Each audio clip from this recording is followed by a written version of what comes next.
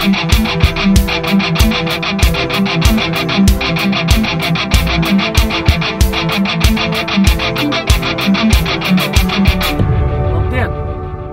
Šodien mēs esam Mercedes-Benz GLB 200.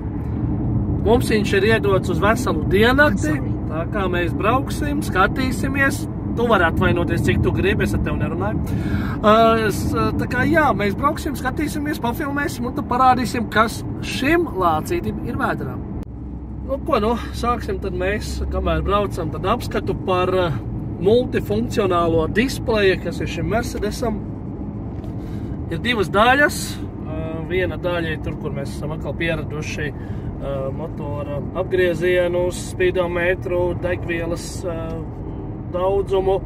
Tad ir arī ātrumu lasītāji un mūsu pašu ātrums un joslas vai tiek ievērotas. Jā, un tād blakus šeit mums ir navigators, kā arī jebkura cita veida, kas mums tur bija radio, un jā, vēl tur kaut kas mums bija. Tā kā nav uzkrītoši īstenībā. Vienīgais mīnus ir tāds, ka ja mēs uzslēdzam mūziku, tad mēs nedzirdam, ko mums navigators saka. Ir ļoti klusi, šeit ir pociņa, vienkārši izslēdzam, ieslēdzam, un tas arī ir viss. Nav pogas, kas parādītu, kur skaļāk vai nav skaļāk. Speedometrs, jā, ir ļoti jūtīgs, pārsniedzot 2 jūdzes virs noteikta ātruma, viņš uzreiz iepīkstās. 5 jūdzes pārsniedzot, tad viņš pīks, var teikt, kā nepārtraukti. Nu, brauksim, skatīsimies, kas mums tālāk būs. Mēs atradām tādas dažas nepilnības jau pie pirmā brauciena. Viena no tām ir tāda, kad spoguļos nav iemontēts sensors, kas parāda, vai mašīna vai kāds motobraucējs ir jums tā saucamajā aklajā zonā, kas visām iepriekšējām mašīnām bija. Šeit Mercedesam tāds nav.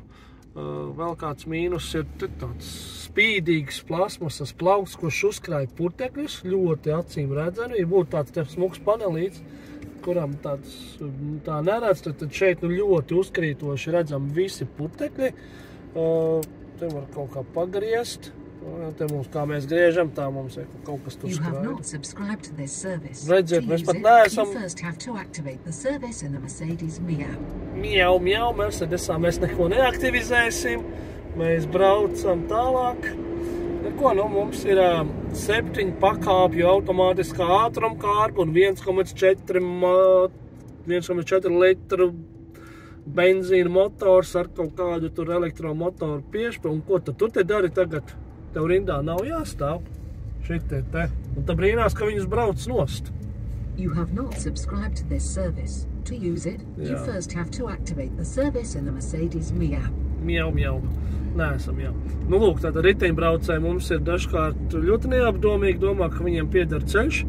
Bet, labi, ne par to stāsts. Vēl viena tāda diezgan apnicīga feature ir klimata kontroles poga, kas skan šādi. Protams, var piespiest un paturēt un temperatūru uzkrēs augšā, bet ja tu gribi kaut kā tā, tad visu laiku ir tracina tāda skaņa. Bet, labi, brauksim tālāk, skatīsimies, ko vēl mēs šeit atklāsim.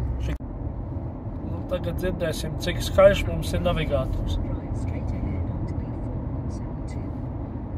Ir jābūt pilnīgam kapa klusumam, lai varētu saprast, ko viņš mums saka.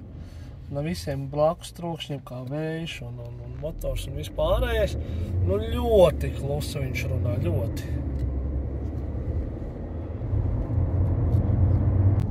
Mums uz ceļa pēkšņi parādījies zilonis.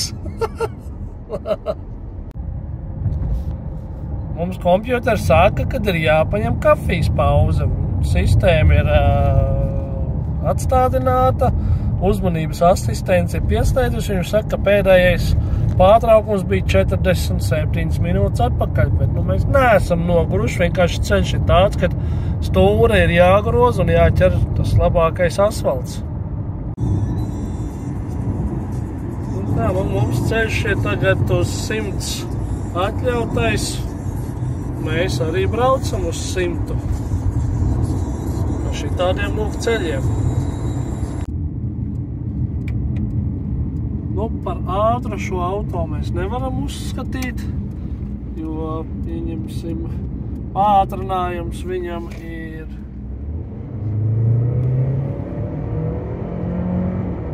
1.4 motorīts rūts, bet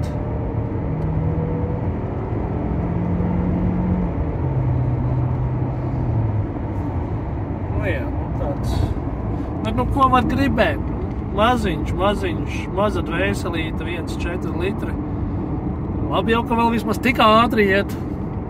Tālūk, esam apstājušies, un tagad mēs varam nedaudz pastāstīt vairāk par to, kas tad mums ir tajā vidas konsolē, stūre, pogas un visu, kas pārējais. Tātad šeit mums ir visi paneļi. Mēs varam iespiest, lai viņam tur parādās. Tātad auto, viss, kas šeit ir vajadzīgs, kondicionieri, abi spoguļi.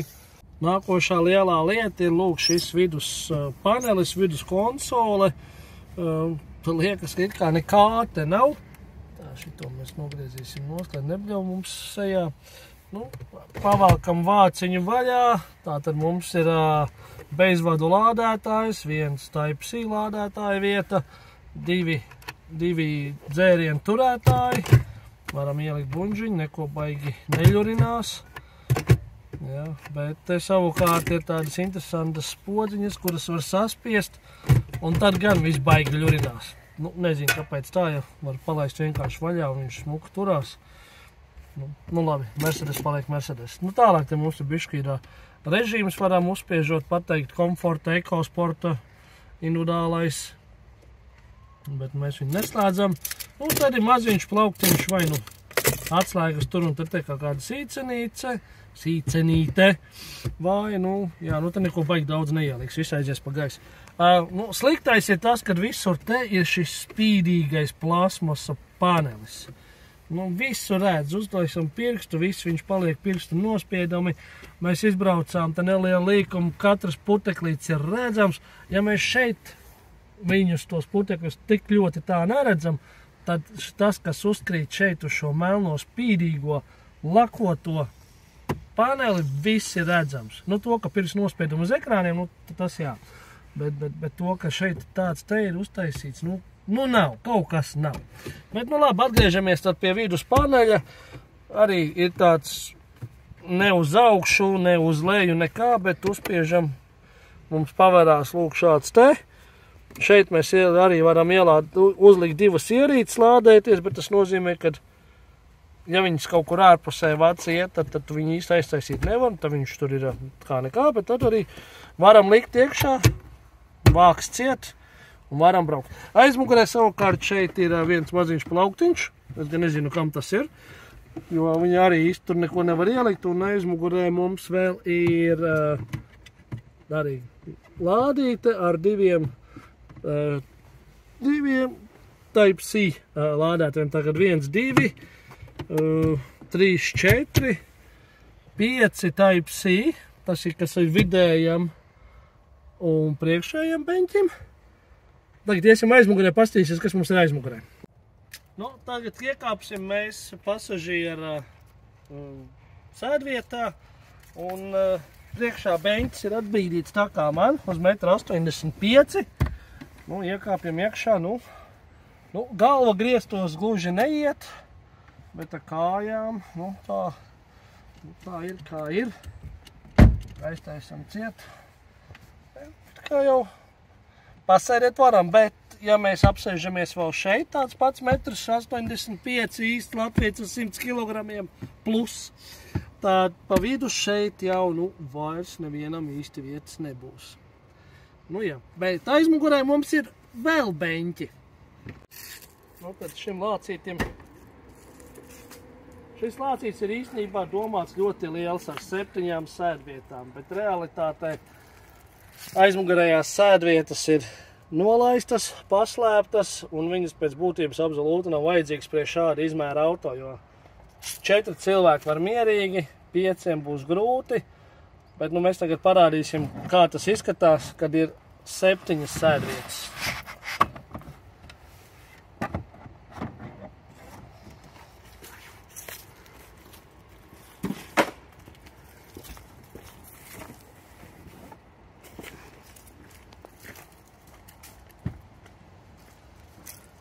Nu, tā tad 2 beņķi ir nolaisti.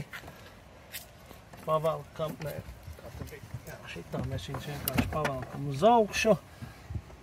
Pavelkam otru uz augšu. Nu, un tagad mēs redzam iekšpusē, cik daudz vietas mums tur ir. Tātad reāli, ja jūs skatāties, nu, mums tur ir centimetri 10–12. Tātad, ja es gribu sēdēt aiz šofera vai kāds mana auguma, tad, lai tiktu iekšā šeit, mēs nolaižam. Tā viņš paiet uz priekšu. Nu, es te iekšā nevaru iekāpt. Duda, iekāp lūdzu. Jā, bērnam ir ok, tātad man liekas, ka šeit bija, jā, katrā pusītē mums ir palādētājam. Bērnam te, jā, varam pacelt, kur augšā ir pagalvīts, bet nu tik augstu uzlikt kā pie pieaugušā, tas pagalvīts, tas nekam nedara. Jā, un tagad mēģināsim tā kājas.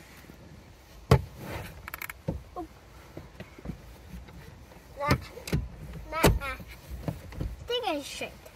Tātad, Jā.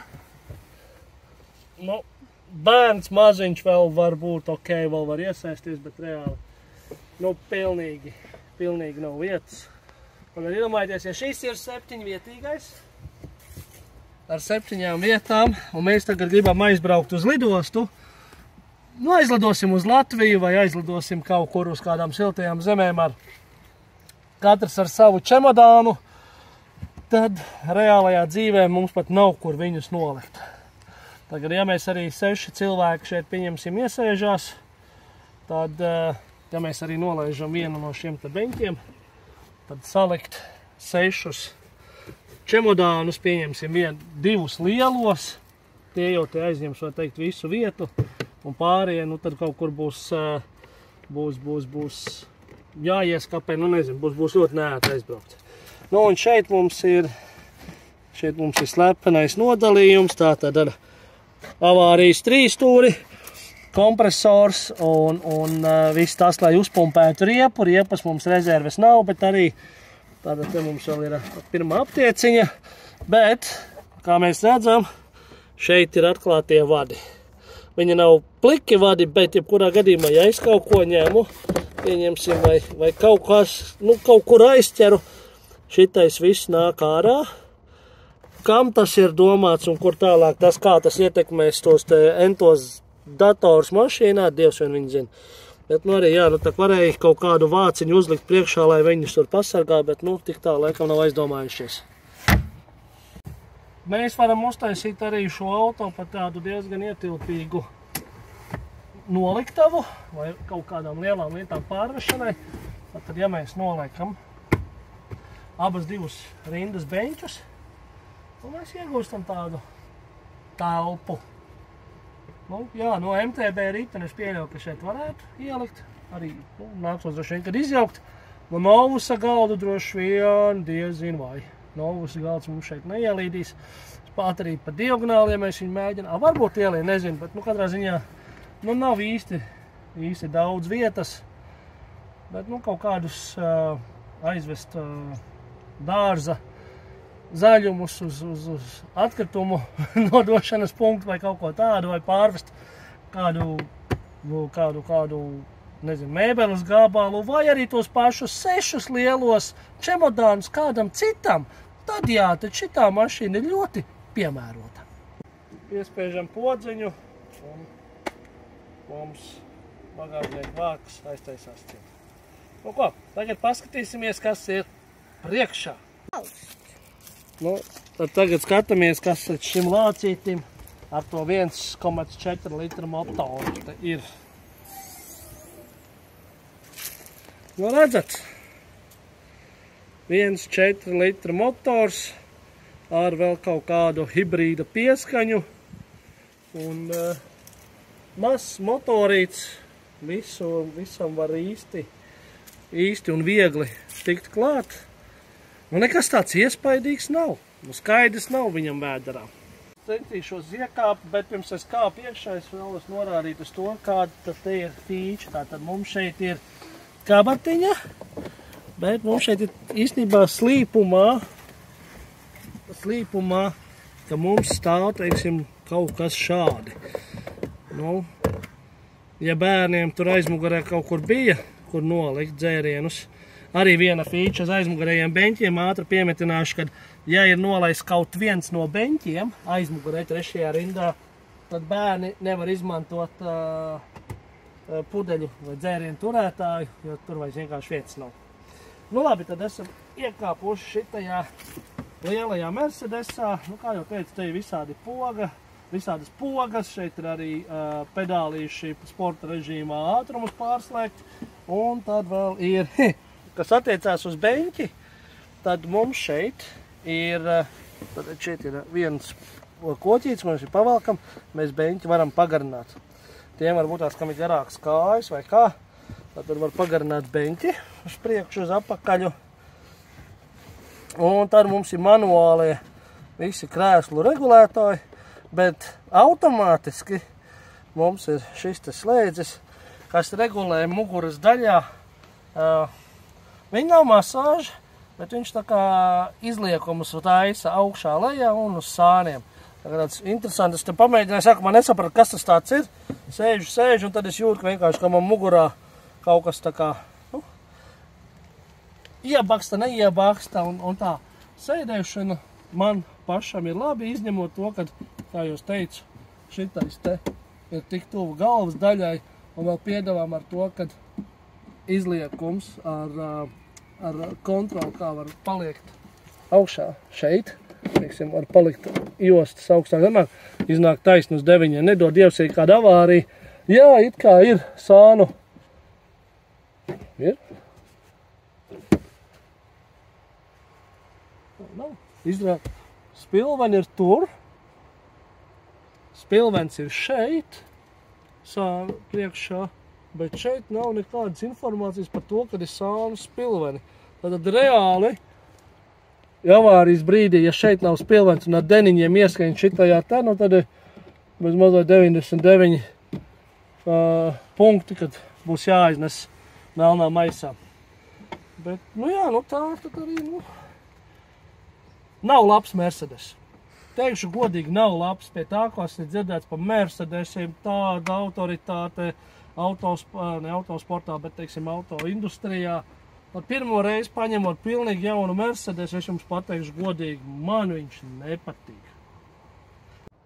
Nu, lūk, mums ir atkal jaunās mašīnas pilns ar visādām kamerām, lietu sensoriem šeit priekšā, kas teoretiski galīgi nav vajadzīgs, jo traucē braukt. Tad mēs vēl ieliekam spoguli, un tad mums ir, lūk, šitāda te kaste priekšā, kas traucē reāli braukt.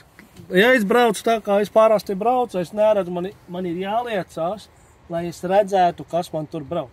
Nav tā, ka, teiksim, šitās melnās kastes vietā būtu tikai spogulīts, kas pacelt viņu nedaudz uz augšu.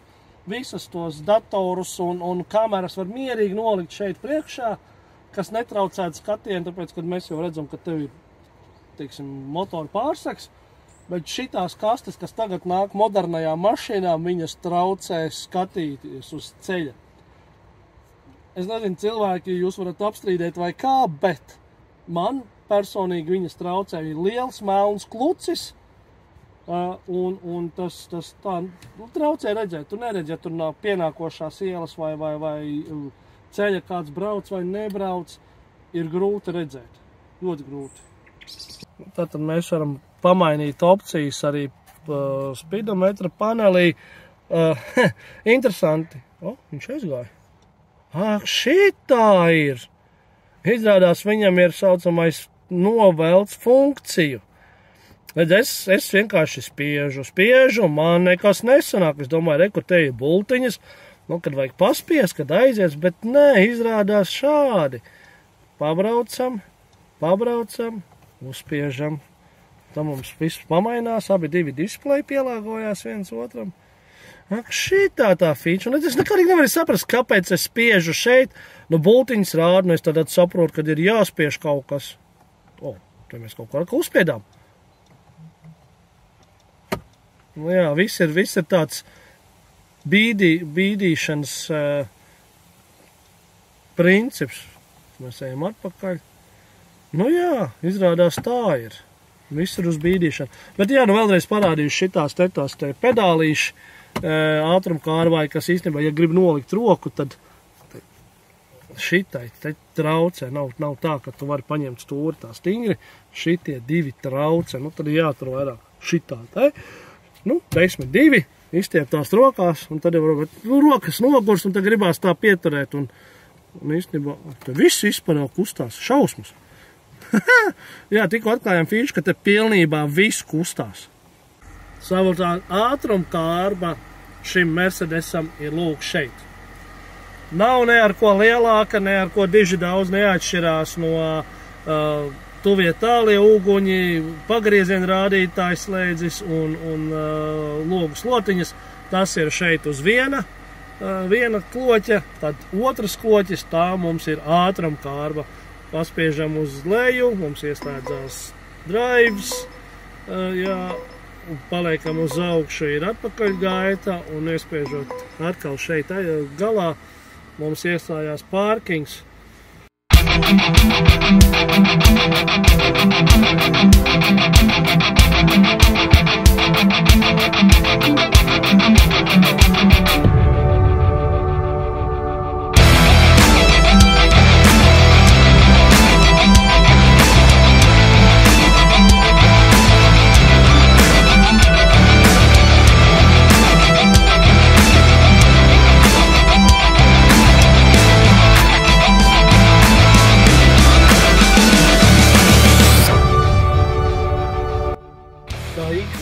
Īstiem māksliniekiem šī mašīna ļoti piemērota, jo mēs varam mainīt mašīnas apgaismojumu šeit panelī un viss iekšējais apgaismojums, kad mums mainās. Tas šādu krāsu un šādu krāsu, un mums viss mainās.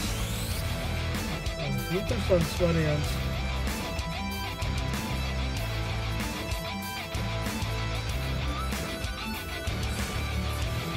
Un mēs tagad cenšamies uzbraukt kalnā ar 1,4 litra motoru. Nu, paskatīsimies, kā tad mašīna jutīsies pie automātiskās kārbas. Bet gaismas gan ir labs. Tā, ka mēs ieslēdzam tālos, tad mēs redzam tālu un ļoti labi. Nu, bet es pateikšu tā, 1,4. Šis benzīna dzinējs daudz labāk uzvedās, kā mums iepriekš, kas bija 1.5 Forda dīzela motors ar manuālo kārtu, tad šitais te tiešām pilnīgi bez tādas lielas piepūles mēs spējām uzbraukt augšā kalnā.